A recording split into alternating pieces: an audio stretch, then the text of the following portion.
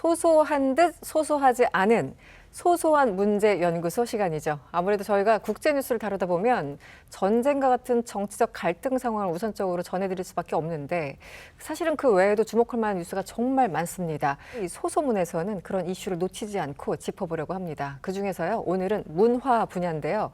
이분 이야기가 굉장히 흡입력이 대단하죠. 지난번 테일러 스위프트 편에서 활약해 주신 우리 김영대 문화평론가님 다시 나와주셨습니다. 어서 오세요. 네, 안녕하세요. 네, 김영대입니다. 반갑습니다. 네. 저번에 저희들이 너무 열광하면서 들었어요. 테일러 네. 스위프트에 대해서. 어, 네, 그래서 다시 한번 오늘 평론가님을 모셔놓고 궁금한 것 그냥 다 쏟아내자.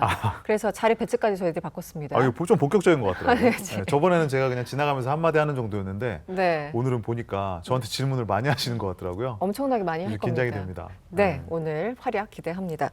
오늘 저희가 만날 주인공이 일단 누군지 저는 사실은 잘은 몰라요. 그런데 오늘 주인공이 누군지부터 설명해 주시죠. 네, 오늘은 사실 힙합계 슈퍼스타 중 한 명이고요. 힙합을 넘어서 글로벌 패션 아이콘이자 뭐 굉장히 성공한 사업가 그리고 인플루언서라고도 할 수 있을 것 같아요. 네, 그래서 오늘은 이 사람을 이렇게 한번 표현을 해봤습니다. 스스로 브랜드가 된 남자 카니에 웨스트. 아, 카니 웨스트가 오늘 주인공이군요. 네. 네. I'm in your arm, but I'm looking for the one. Keep it coming with the vibe. You could be my black Kate Moss tonight. Play secretary, I'm the boss tonight. And you don't give a what they all say, right? Awesome. 모르겠어요. 아시는 분들은 굉장히 열광하면서 좋아하실 것 같고 어떤 분들은 누구지? 예. 네. 기본적으로 지금 뭐 이력을 설명해 주셨지만 어떤 사람과 약간 그 연관 검색어 한다면 어떤 사람과 가장 밀접한가요? 뭐 가장 연관관계가 높은 사람은 테일러 스위프트죠. 테일러 스위프트. 네, 사실 네. 카니 웨스트를 모르는데 네. 테일러 스위프트 때문에 카니 웨스트를 아시는 분도 있죠. 아. 그러니까 카니 웨스트의 음악을 아예 아무것도 모르다가 테일러 스위프트와 얽힌 뭐 이따가 또 얘기할 기회가 있겠습니다만은 여러 가지 그 논란들이 있거든요. 네. 그야말로 뭐 논란의 아이콘이라고 봐도 되는데 특히 테일러 스위프트와는 좀 악연이 많아서 그것 때문에 또 이슈가 많이 됐던 인물이기도 하고요. 네. 근데 물론 카니 웨스트가 단지 이런 논란의 주인공이기만 하냐 하는 건 또 아니죠. 또 힙합계에서는 이미 2000년대 후반, 2010년대 초반부터 힙합 역사상 나아가서는 대중음악 역사상 가장 중요한 뮤지션 중 하나로 꼽히고 있고요. 뭐 이거는 대중적인 어떤 지지도뿐만 아니라 평단에서도 사실은 카니 웨스트의 음악성은 왜 그런 말 있지 않습니까? 이 사람은 음악으로는 깔 수가 없다. 라고 하는 대표적인 인물이에요. 이 사람의 뭐 내가 인간적인 면이나 그 논란을 나는 지지하지 않고 나는 이 사람을 심지어 싫어하지만 카니 웨스트의 음악만큼은 단 하나도 깔 게 없다라고 뭐 그런 평가를 듣는 뮤지션이기도 해요. 네. 저는 사실 카니 웨스트 하면 힙합 팬이었으니까 네. 그 카니 웨스트가 이제 데뷔 초반에 그 교통사고가 나서 여기를 이렇게 철사로 고정을 시켰던 그 장면과 거기서 나온 Through the Wire라는 곡이 있었어요. 근데 이러한 일화들로 익숙한 면도 있는데 아마 여기 계신 분들은 좀 다르실 것 같은데 두 분은 카니 웨스트 하면 어떤 이미지가 먼저 떠오르시나요? 저는 사실 카니 웨스트의 음악은 모르는데 대중 가수인데 문화면이 아니라 신문의 국제면에 가끔 등장하는 사람. 여러 가지 논란이라든가 이런 걸로 저는 사실 이름은 알고 있는데 음악을 들어보진 못했거든요. 저도 비슷해요. 저도 네. 음악을 사실은 모르고 그냥 트럼프, 뭐 기행 예. 이런 키워드로 연관이 딱 되는 그런 인물이어서 네. 아까 근데 기자님은 지역에 따라 달라지네요. 지역에 따라 중동 사람들은 카니에 웨스트를 알게 되는 계기가 따로 있어요. 뭐죠? 어떤 이제 여기는 뭐 트럼프, 이제 문화평론가님이 이제 타일러 스위프트를 네. 알아서 카니에 웨스트를 알았다라는 사람 중동은 달라요. 어떤 거예요? 킴 카르다시안을 통해서 알게 됐습니다. 그것도 이유가 왜냐면 되죠. 중동에서 제일 아이콘의 여자는 그 웬만큼 중동 남자 상상 속에 있는 그 여신은 킴 카르다시안. 이상형. 네, 이상형 킴 카르다시안인데 카니에 웨스트는 킴 카르다시안이 결혼했어요.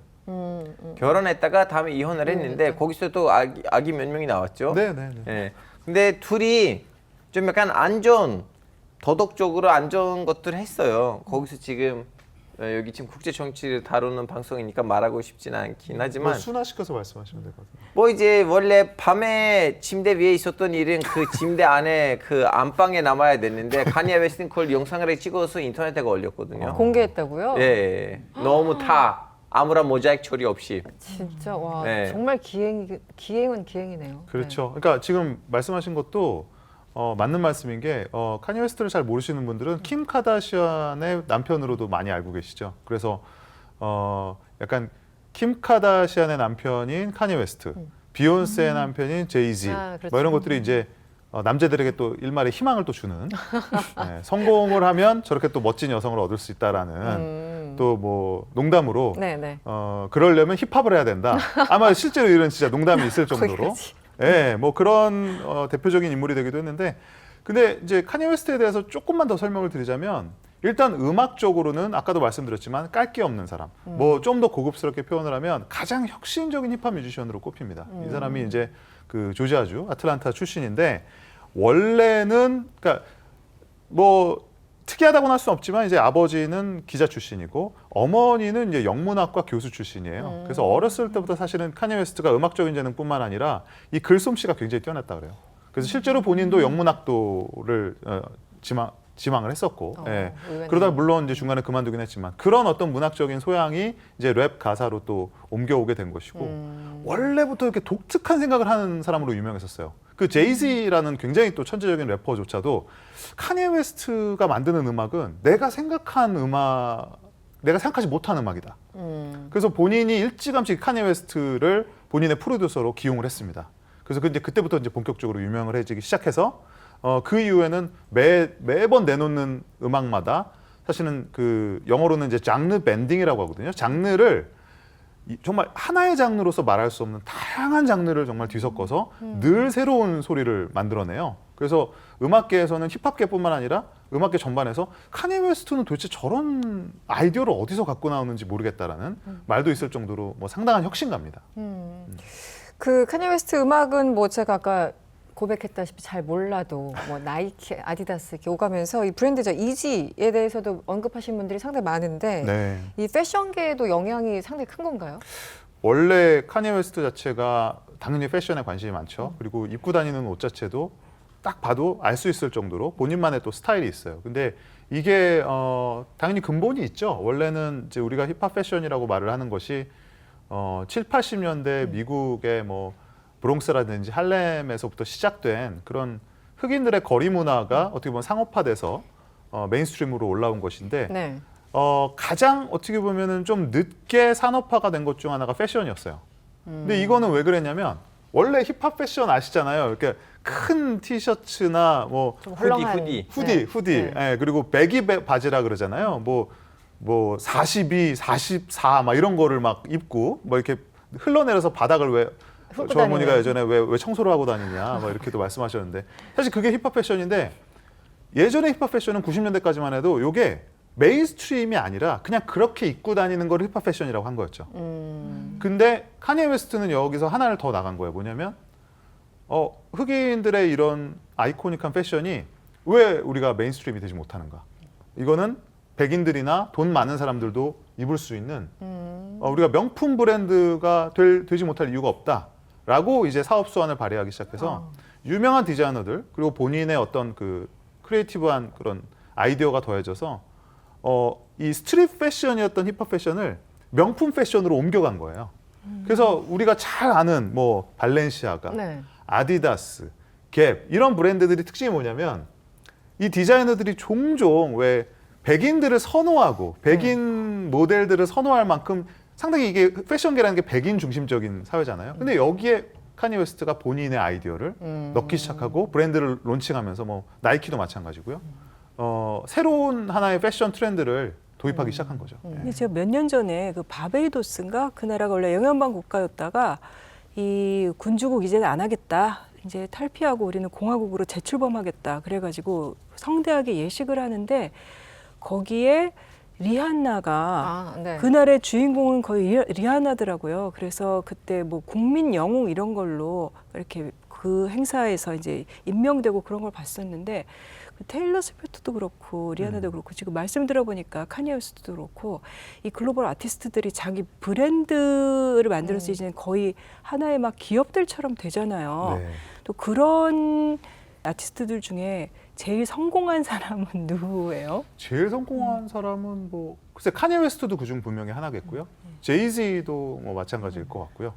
뭐 요즘은 이제 테일러 스위프트를 많이 꼽습니다만은 근데 이게 우리가 스타 마케팅 혹은 스타 브랜드 마케팅이라고 하는 게 원래 없었던 건 아니거든요. 사실 네. 우리에게 익숙하죠. 스타들이 어떤 물건을 광고한다라든지 스타를 전속 모델로 기용을 하는 대기업의 광고라는 거는 늘 있어 왔던 건데 이거는 저는 특출한 개인이 더 많이 등장해서라기보다는 시대적인 흐름이라고 봐요. 그러니까 뭐냐면 이거는 스포츠도 마찬가지고요. 요즘 가령 우리가 드라마를 봤는데 드라마에서 인기 여배우가 나왔는데 그 배우의 연기가 너무 마음에 들었어. 그럼 제일 먼저 하는 일이 뭡니까? 일단 SNS를 들어가 봐요. 그리고 그 사람을 검색해 보죠. 그리고 그 사람을 팔로우하고 그 사람의 피드를 보면서 이 사람은 뭐를 입었을까? 이 사람은 뭘 마시나? 이 사람은 머리를 어떤 스타일로 했을까? 이걸 본단 말이죠. 이게 뭐냐면 이제 SNS 시대에 이르러서는 기업의 가치를 때로는 개인의 브랜드 가치가 뛰어넘는 상황이 이제 도래합니다. 스포츠에서는 어떤 일이 일어나냐면 그래서 이 미국에서는 이 농구가 네. NBA가 사실은 메이저리그나 야구나 혹은 뭐 아이스하키나 네네. 이런 미식축구나 이런 데에 비해서는 사실은 인지도가 많이 없었거든요. 근데 요즘 SNS 시대에 이 농구가 많이 주목받고 있어요. 왜냐하면 농구는 한 팀에 5명밖에 안 되거든요. 그래서 스타가 주목을 받을 확률이 되게 높아요. 아, 주목도가 더 높아지는 주목도가 거예요? 높아져요. 그러다 보니까 선수들이 SNS를 기반으로 한 스타 마케팅을 시도합니다. 아, 그래서 개인 가치가 되게 올라가다 보니까 연봉도 훨씬 많이 받아요.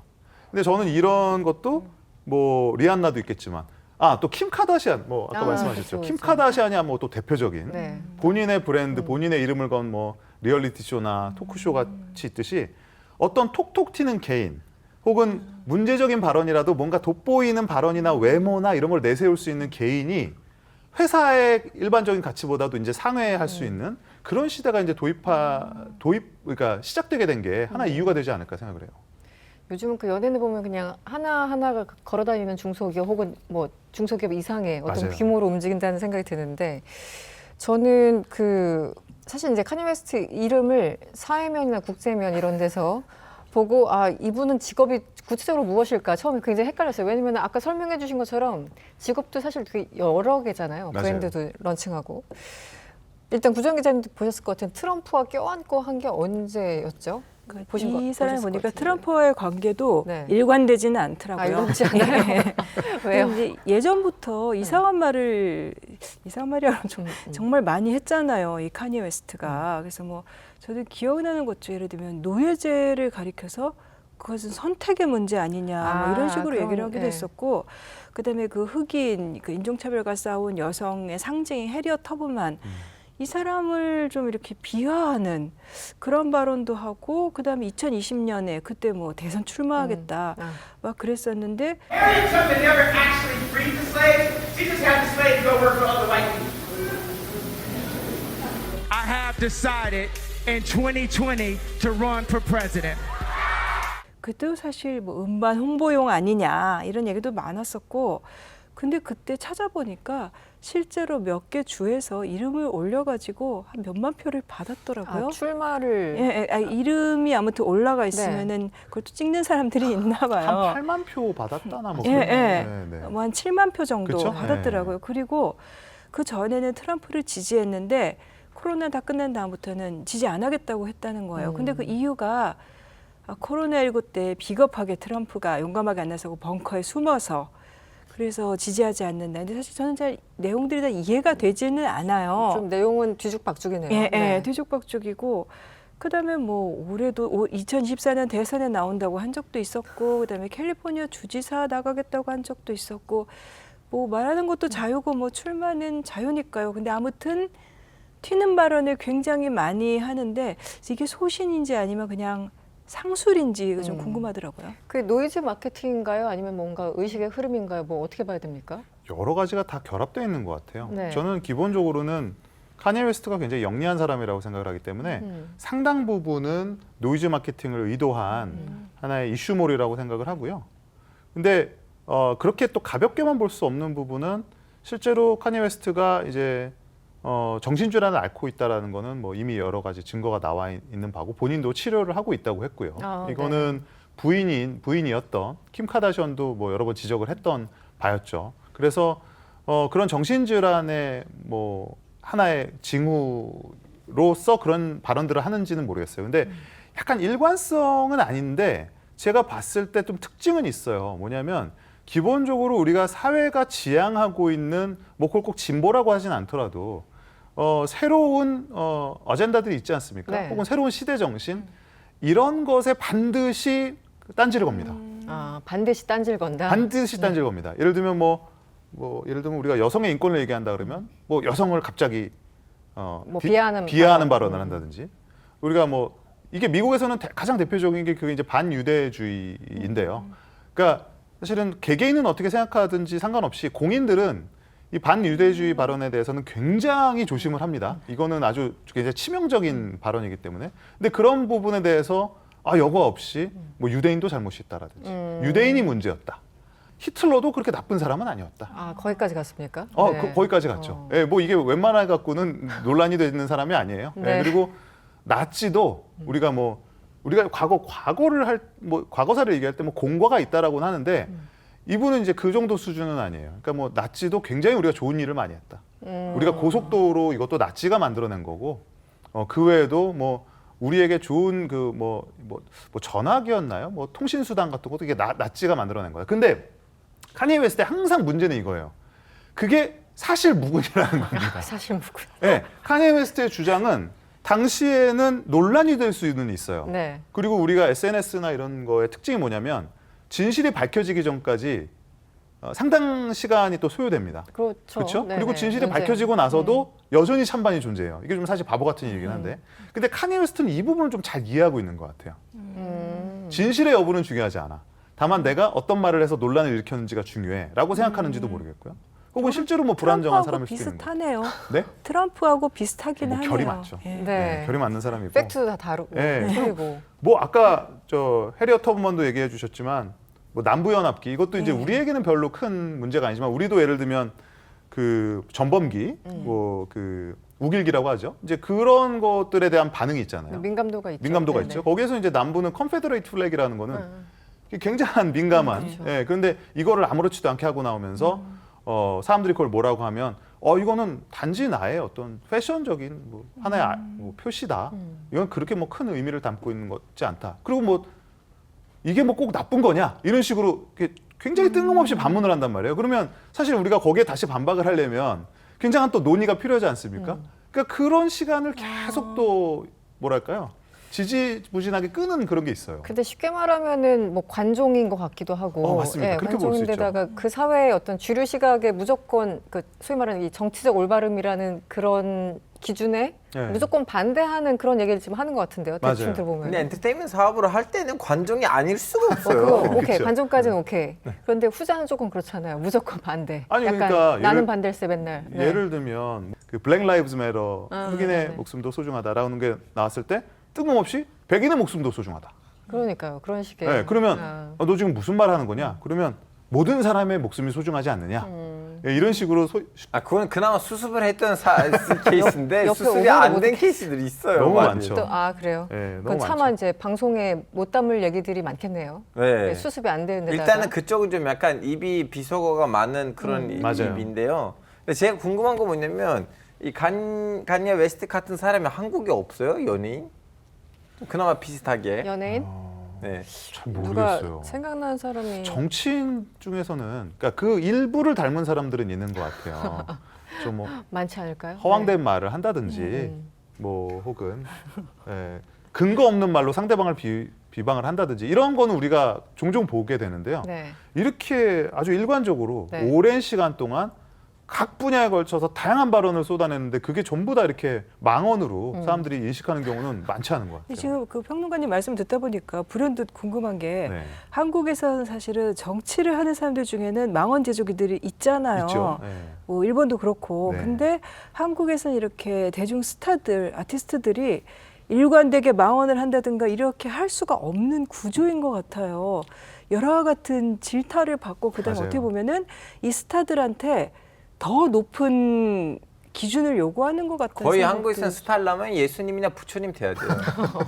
너무 정확하신 말씀인데 그렇죠. 이게 거리가 가까워요. 그러니까 우리나라는 스타라는 사람이 물론 대단하지만 우리가 일반적인 국민, 시민의 관점에서 봤을 때 그 스타가 나랑 별개의 공간에서 사는 사람이라는 의식이 좀 적어요.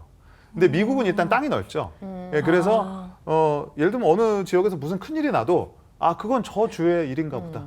약간 다른 나라의 느낌으로. 네, 좀 남일 보듯이 하는 게 있고 그래서 그런 것들을 우리 이제 팝콘 가게라고 하는데 내가 직접 분노하기보다는 그냥 오늘은 또 무슨 사고가 일어났는지 그 재밌는 상황을 지켜볼까라는 좀 관중적인 마인드가 좀 많은 것 같아요. 네, 스펙테이터적인 마인드가. 근데 우리는 모든 일을 다 내일이라고 생각하는 게 많죠, 사실은. 그렇죠.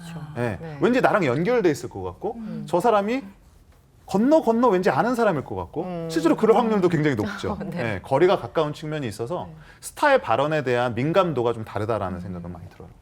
그런 것 때문에 이제 아무튼 우리나라는 특히 소위 이제 연예인들이 뭔가 정치적인 발언을 하면 그게 오른쪽이든 왼쪽이든 상당한 질타가 좀 있잖아요. 근데 외국에서는 훨씬 더 그게 좀 자유로운 그런 분위기가 있는 것이고 아카데미 시상식 같은 데 보면은 항상 정치적인 발언을 하는 아, 그럼요. 유명 연예인들 뭐 유명하니까. 네. 그거 자체가 뭐 크게 흉으로 받아들여지지 않고요. 그렇죠. 네, 그리고 문화죠. 워낙에 미국에서는 뭐 당장 대선으로만 말씀을 드려도 각 정당을 지지하는 문화예술인들이 굉장히 많이 있고 그거를 다 공개를 하거든요. 네. 예, 물론 또 숨어서 지지하시는 분도 있겠지만 그래서 그런 세월들이 워낙에 오래되다 보니까 연예인들이 정치적인 의사를 뭐 유명인들이 혹은 표시하는 것 자체를 그게 뭐 나쁘다 터부시하는 문화 자체가 없죠. 근데 그런 거에 어떤 좀 극단적인 예시가 아닌가 싶어요. 본인의 어떤 소신이나 발언을 뭐 그게 노이즈 마케팅이든 뭐든 너무 직설적으로 드러내고 그걸로 심지어 관심을 끌고 하는 이런 미국 특유의 문화의 가장 나쁜 하나의 결정체 나쁜 같은 전례. 네, 나쁜 결정체가 카니에 웨스트가 아닌가 그래서 전 좀 안타까운 게 카니에 웨스트가 아까 말씀드렸듯이 음악적으로 쌓아놓은 것이 너무 많은데 네. 이제는 약간 음악 자체에 관심도가 좀 떨어지는 느낌이에요. 저 스스로도. 예. 그 팬 입장에서 좀 안타까운 심정이 들겠네요. 아까 근데 그렇게 안타깝지는 아 않습니다. 그렇습니까? 조금 전에 대선 얘기하셔서 그런데 네.